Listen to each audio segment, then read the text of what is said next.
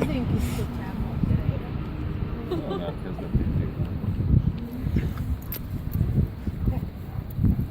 De úgy. Na, ezt majd kivágom.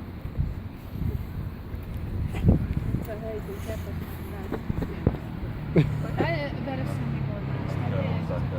Most tényleg nem azért, mert Robi kutyán, de tudom, hogy úgymond lehet, mekkora mozgás. Neki nem nagy azért, mert...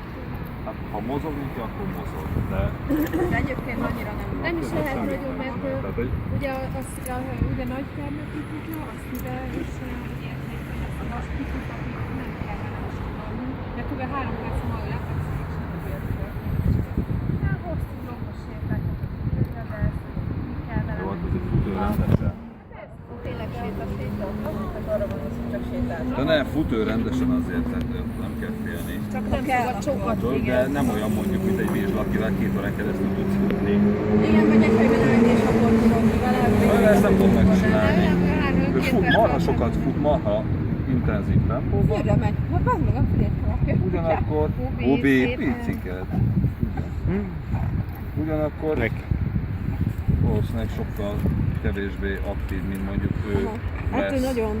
De ő még kicsinek sem volt ilyen aktív, hát ennyi idősen nem volt. Tehát olyan lustaság. Marcsi rosszul lesz ez. Hát ez biztos. Ezt majd megvágom neki. De tőle van?